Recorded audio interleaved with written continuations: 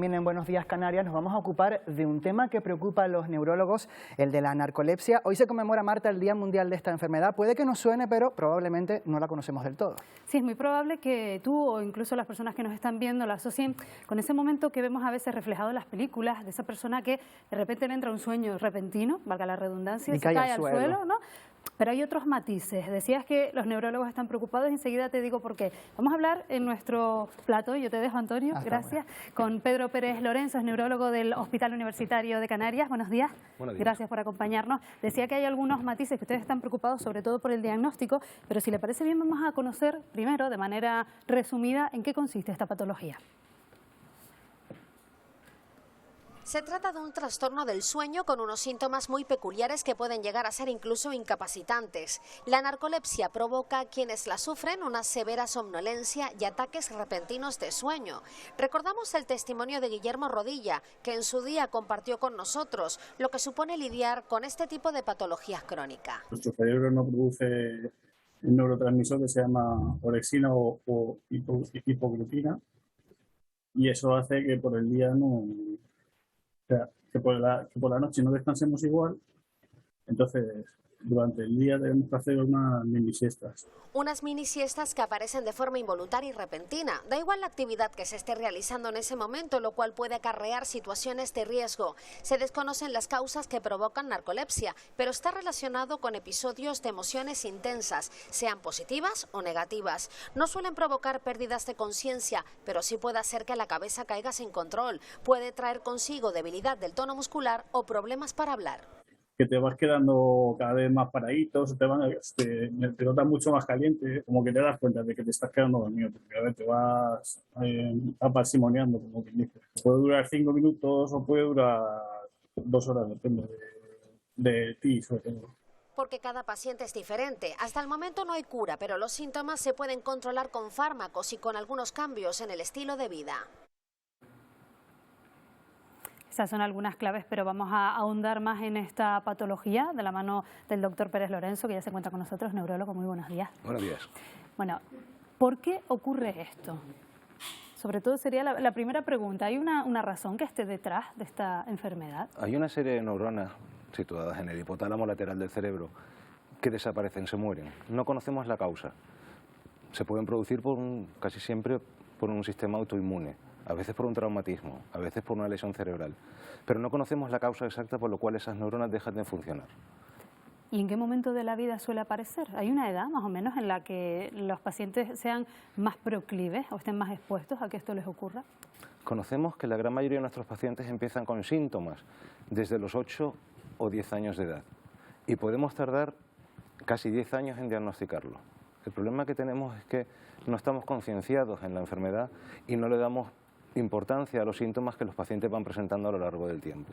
Claro, precisamente eso es lo que se quiere poner de manifiesto con esta fecha, con este 22 de septiembre, Día Mundial de la Enfermedad, generar conciencia, pero las personas que estén en casa, ¿en qué se deben fijar? ¿Cuáles serían, digamos, esas primeras señales de alarma?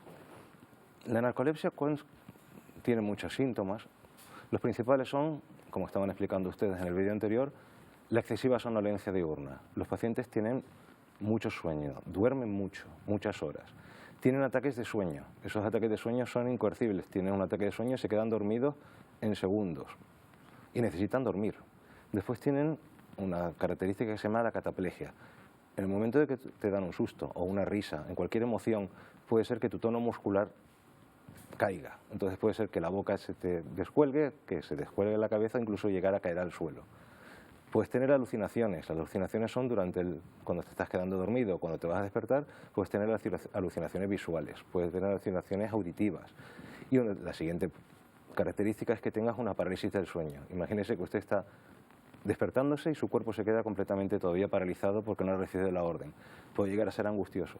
Cuando contamos con todos los síntomas, pues la etiqueta es fácil. El problema es que los pacientes no suelen presentar todos los síntomas al mismo tiempo, sino poco a poco. La historia es que tardamos muchos años en poder diagnosticar a nuestros pacientes. Claro, o sea que si yo le digo en qué momento debemos acudir al médico...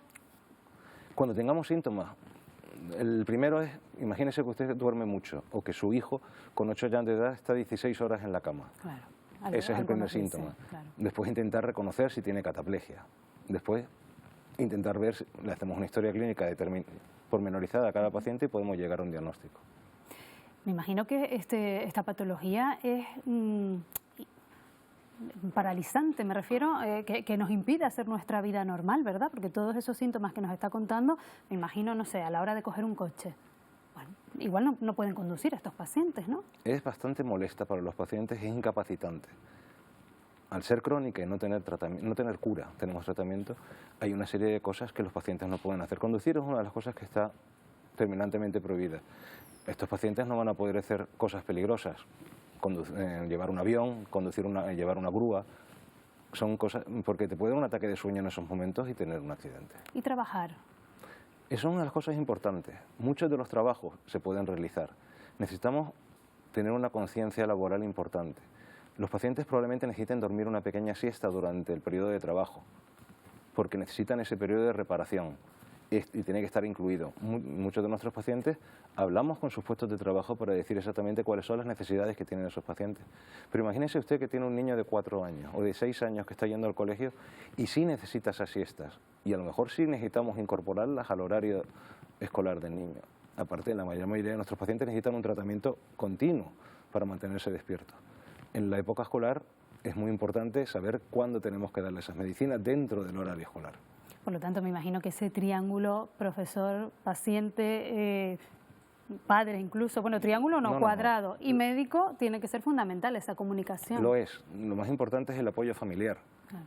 Los padres tienen que estar concienciados, las parejas tienen que estar concienciadas de los problemas que tenemos y apoyarlos. En la escuela es muy importantísimo que los médicos estemos en contacto con los profesores para que sepan exactamente cuáles son las necesidades de esos niños. Igual que podemos manejar un paciente diabético, tenemos que saber que este paciente también necesita un cuidado especial. ¿Cuántos pacientes pueden estar afectados? Sé que es difícil porque hay muchos que no están diagnosticados, se calcula entre el 60 y el 80%, más o menos según los datos de los que ustedes disponen. ¿Cuántas personas en Canarias podrían padecerlo? Es muy complicado saber los datos en Canarias, porque los datos que tenemos son a nivel mundial y hay sociedades como los suecos o los nórdicos que tienen una incidencia mucho más alta de la que tenemos nosotros. Si seguimos los datos mundiales tendría que haber 60 casos por cada 10.000. Significa que tendría que haber unos 1.200 casos en toda Canarias, de los 2 millones y pico de canarios que somos, entre 1.200 y 1.500 casos. No creo que tengamos tantos pacientes diagnosticados. Una vez que se les diagnostica, que ya ustedes detectan que efectivamente esa persona padece narcolepsia, ¿se le puede llegar a controlar para que su vida sea más llevadera, para que no sea incapacitante, como estábamos diciendo? El apoyo que tenemos a los pacientes tiene que ser dual. Hay una serie de recomendaciones físicas que tiene que hacer. Tiene que descansar, tiene que dormir siestas programadas, tiene que intentar hacer una dieta adecuada, tiene que hacer un ejercicio adecuado y tiene una serie de alimentos que sí que no son muy recomendables. Por ejemplo, no nos interesa que coman muchos hidratos de carbono, no nos interesa que coman unas cenas muy copiosas y después importa el tratamiento farmacológico. Como explicaron ustedes en el vídeo, no hay un tratamiento curativo, pero tenemos una serie de tratamientos que pueden mejorar, porque alertan al paciente y mejoran la calidad de vida durante todo el día. El futuro es intentar que parte de la sustancia que no se está produciendo por esas neuronas la podamos incorporar al cuerpo, tanto por vía nasal o por vía oral. En unos años casi todo esto que estamos hablando ahora cambiará. Sí, porque la ciencia va avanzando a velocidad de vértigo casi. Pedro Pérez Lorenzo, neurólogo de LUC, gracias por habernos acompañado. Esperamos haber ayudado, haber contribuido a aclarar y sobre todo a concienciar acerca de esta patología considerada rara porque no afecta quizás a demasiada gente en estos momentos, pero bueno, esperamos haber ayudado a crear conciencia. Muchísimas gracias. Buenos días.